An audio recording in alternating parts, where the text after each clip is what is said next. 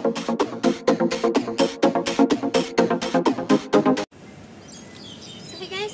sa aking channel. Samahan niyo ako maghula-hop tayo ng 10 minutes a day. Kahit sabi nila kahit daw minimum na 10 minutes, pero pwede ka namang maghula-hop hanggat kaya mo pa, hanggat hindi ka pa napapagod. So, okay, kasi sabi nila maganda daw itong paghuhula-hop sa ating cardio. At saka ano daw, it can slim down our waistline daw. So, subukan lang natin.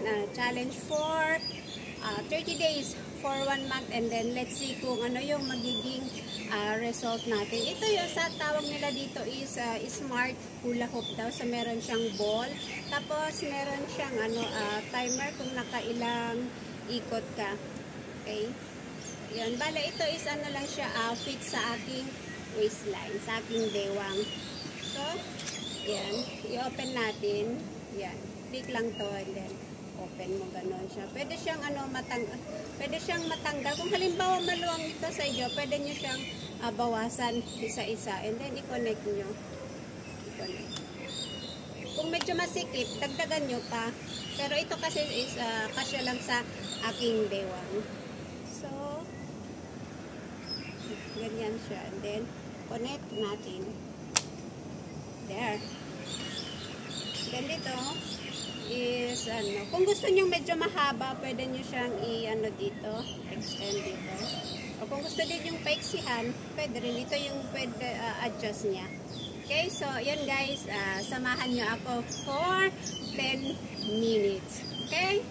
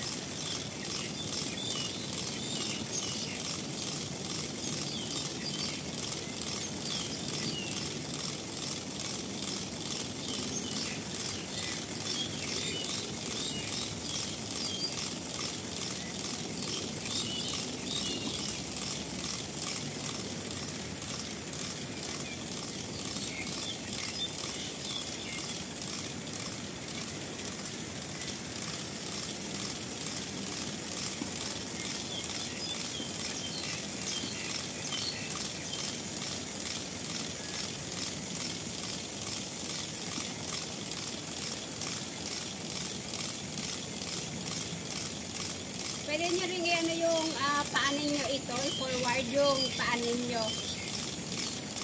Medyo din sa nakakapagod din sa legs.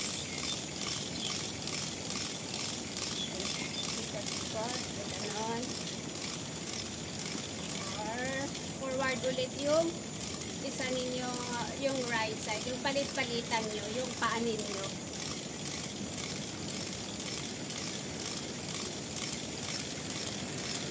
Pwede nyo din siya pabilisan ng paghula-hop.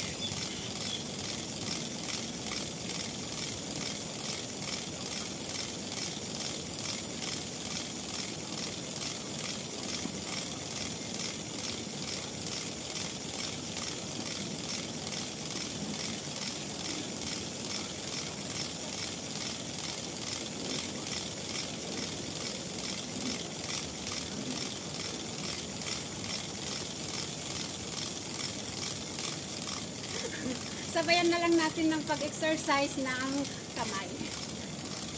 Para hindi maboring yung kamay natin, hindi ba? Oo. So, ayun nga guys. At saka subukan din natin na kahit sa 5 minutes sa right and then 5 minutes din sa left. Pag-ikot natin dito rin sa left. Okay? So, yan. Last 5 minutes, last 3 minutes na lang kasi 7 minutes na pala. So, ayan. Try natin dito sa left.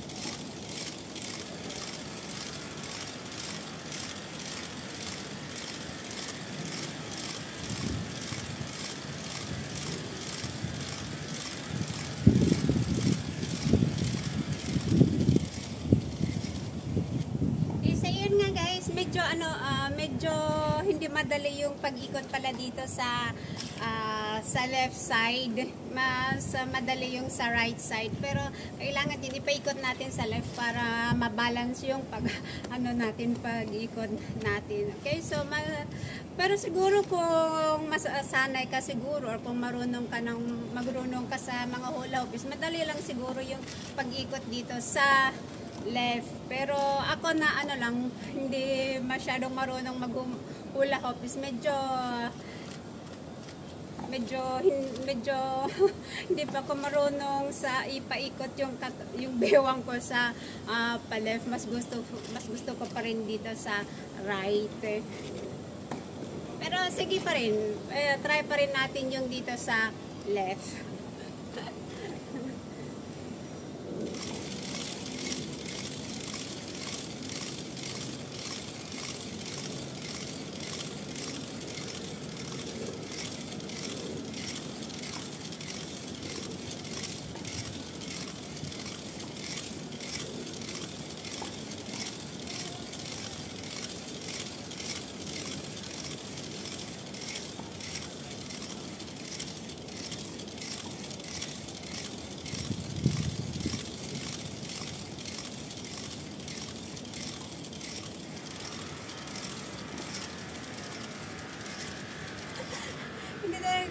yun. So, thank you guys for joining me sa aking pag-workout daily. Araw-araw, subukan natin na araw-arawin na gawin to for 10 minutes. So, yun guys. Thank you. Bye. Maghula hoop din kayo para sa inyong health. Okay, so thank you guys for watching.